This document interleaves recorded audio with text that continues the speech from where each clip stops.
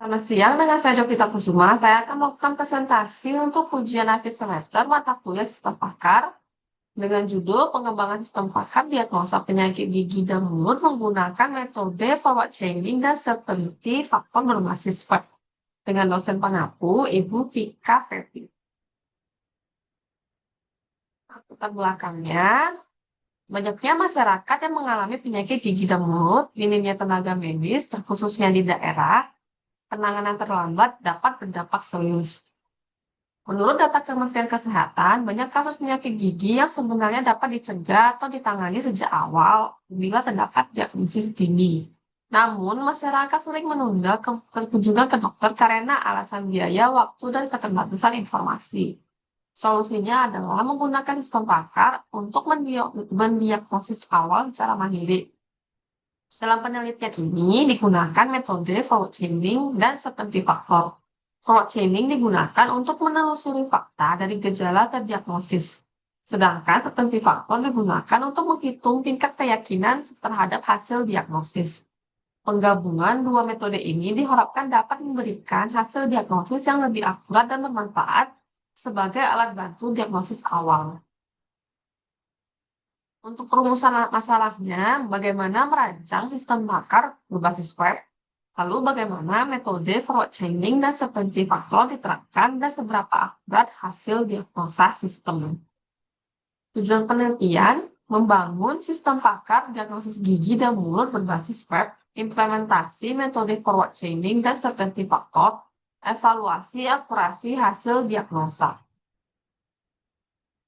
Manfaat penelitian, akses diagnosis menjadi cepat dan mandiri, bantuan tenaga medis untuk screening awal, dan edukasi masyarakat terhadap gejala. Nah, untuk tinjauan pustaka, kita menggunakan sistem pakar merupakan sistem berbasis komputer yang meniru keahlian seorang pakar dalam menyelesaikan suatu masalah spesifik. Sistem ini memiliki basis pengetahuan dan mesin inferensi untuk mengambil keputusan. Lalu untuk metode forward chaining dengan diagramnya seperti ini, metode ini bekerja dengan menelusuri fakta-fakta dari input pengguna atau gejalanya dan mencocokkannya dengan aturan if-then dalam basis pengetahuan. Proses ini dilanjutkan sampai ditemukan kesimpulan diagnosis. Lalu certainty faktor digunakan untuk menghitung tingkat keyakinan terhadap suatu kesimpulan berdasarkan nilai dari pakar dan input pengguna. Diperkenalkan dalam sistem MySyn untuk diagnosis penyakit. Untuk metodologi, kita menggunakan waterfall, yaitu dengan analisis kebutuhan, desain, implementasi, pengujian, lalu pemeliharaan. Teknik yang kita gunakan untuk pengumpulan data adalah studi pustaka, wawancara, dan observasi. Lalu tools yang digunakan adalah PHP, MySQL, dan web-based. Nah, untuk diagram alur sistemnya adalah seperti ini. Pertama kita menginput gejala, pencocokan rule atau forward chaining, lalu hitung certainty faktor, lalu akan dikeluarkan hasil diagnosa dan saran.